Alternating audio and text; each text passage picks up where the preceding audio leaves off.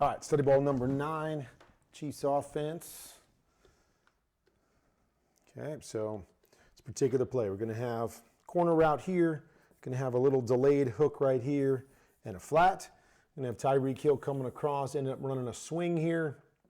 And then Travis Kelce, you guys are going to have to tell me what exactly he's doing here. So you've got a swing there, and then you see Travis here. I don't really know what this is. He's kind of turning around, looking back at Tyreek, like maybe the throw is automatically going to go there. Not really sure what this concept is over here, but we've got 3 defenders against 2. So, again, I don't know if it's a mess up there. Patrick's looking over there the whole time, what they're expecting to get. But I look over here. Okay, anytime we get a corner off over here, we've got a little hook and a flat. Oftentimes, the read here is we're going to read this outside backer. And if that outside backer buzzes to the flat, we're going to hit that hook right behind it. If he stays tucked inside, then we'll just take the flat. And you can see it right here. Now, we got to usually beat this linebacker to the hook route here. And he's looking that way because Patrick's looking that way. So not sure that this is going to be open if he comes over here right now. But that to me is the read here based off of just what I'm trying to think they might have done to that side. Really reading this guy. Okay, he gets and works outside there. Got to try to hit that hook right there if you're Patrick Mahomes. There it is. You see the separation there. Once again, I'm not really sure because he's looking and moving that direction. But that to me is really the only option that you have on this particular play. Once again, it becomes the whirly bird and all kinds of stuff going on. Now, there is quick pressure coming off the edge by JPP. But if eyes are over here, then probably beat that with the throw. But you might have to take a hit there. But rolling away from that becomes one of these whirly birds spinning all over the place, throw it away. Just once again, not a lot of options there. Not sure what they were trying to do up top and what the details were supposed to be of that one. Okay, now we find ourselves in a 4th down situation and get a first down here at the 1 or 2 yard line. But we're going to run a corner route here. We're going to run kind of a post route, post route, post route. Not really sure. There's just too many guys and not very good spacing here of what we're trying to do with this particular route. Now, I could see pushing here, staying wide and pushing vertical. Stay wide and push vertical. Why? Because now I can attract this guy's attention maybe as I push vertical. He goes there. Then maybe we have a shot to replace him to the inside. But you see here with the same coverage they've been playing, right? He releases inside, they get soft here, and it becomes basically a quarters coverage. But there's just no spacing here for Patrick to really do anything. I mean, where are you going to throw this football at this point in time? I mean, all you got to do is you could jam it in here somewhere. Not really sure the concept down here. It's an area that they struggled, the red zone. They were 0 for 3 in week 12 in the red zone. In this game, obviously, they didn't score any touchdowns, so they were 0 for once again in the red zone. But more than anything, I don't know what we're trying to get on this particular play. Now, if you go high here, and then bring this on an over with the flat, now we've got a chance, right? Because we push up, we can take 2. We've got the over against the flat, working this defender over here. Or if we send the over here and this guy comes off, now we got a chance for the corner. But with everybody going to the same place, there's just really nowhere to go, and it once again becomes scramble around, try to make a play, not much going on, and he flips it in between bodies. And I don't know, people are always saying, hey, maybe they should have caught some of these, but man, these are all tough with bodies going everywhere, and maybe it hits his hands, but nonetheless, still a tough play, and just nothing happening from the get-go with the play concept and what they're trying to do. Okay, so they're going to now go to basically a 4 receiver side, as we've talked about a number of times, 4 guys to this side. So you're going to expect these guys to probably push that direction a little bit. So what are you trying to get? Most times when you do that, as we've talked about, you've got a one-on-one back here. So if you get that, you take that. On the backside now, they're chipping the defensive end first and foremost. What's the concept outside of this? Okay, so we're going over in this direction, not really sure what that is. We've got a vertical here, an in, and then our back's checking here. So I'm okay with this concept right here. I like the high-low at the in check down if we want it. But again, we're getting everybody to kind of push. So what are we trying to do backside?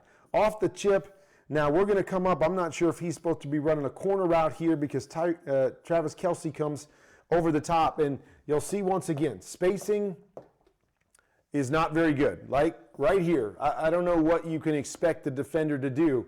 I'd like to see after the chip, right? Go ahead, chip. And then get outside this defender if you're going to run a corner route to force him to have to cover you. But by going way inside here off of the chip, now this guy just stays and squeezes inside, and now it squeezes down this whole opportunity we have right there. And Bucks do a nice job that normally you put this hook here, and we're going to isolate this guy high-low, but their extra guy, because he's pushed over with the 4 strong, is going to go match to that hook, so you have nothing front side. All you've got is something going backside, but I'm not really sure. Now, maybe if this guy's outside pulling this guy, now maybe you have this over here, and you can isolate this safety, but spacing is bad. Once again, Patrick and Travis do a nice job of creating an opportunity, making a throw on the run, and making it work when there wasn't really any opportunities based on whatever they were trying to do, and more importantly, the spacing of what they're doing and the timing of getting to those spots. Just having to create once again. Okay, so we're going to run similar concept right here. So we're going to run down the middle, we're going to run a hook, and we're going to run it in over the top. Okay, on the backside, we're going to run a stop route here and then a flat. Okay, let's start with the backside first. Okay, that you're looking for this stop anytime you get a one-on-one look. So right here, they've pushed this over to that side. You've got a one-on-one look here. But with the one-on-one look, you never want to bring your back to the flat underneath it because now we're bringing this backer to the party. We want to keep that backer away, so now it is mano y mano right here. He's soft, I can win, and you'll see the top of this route there. That would be where the throw is right there, if this guy wasn't involved. But for some reason they run a flat here, so this guy works over here to cover the flat, and he ultimately covers the stop as well. We'd like to see this guy go boom right here, stay to the inside, so now if this guy buzzes hard, we can check it down. This guy holds inside. Now we've got our one-on-one on the outside. So that's my issue with what they did backside. Okay, on the front side, we've got a vertical here, but as a quarterback, what I'm looking at is this safety. As soon as this safety pushes over here, I know I've got one-on-one over there, so I'm thinking that side because he's taking away this vertical because he's pushed. Okay, so he does that. So now we're looking at the high-low of the in and the hook. My only problem with this to the front side is how wide this hook is. This hook is so wide, it's out by the numbers, and you'll see Tyreek Hill here. He hooks for a second, and then he bounces outside. Okay, by hooking there for a second, we want this guy to match to him and cover him. So we want you to stay there, so this guy has to cover you.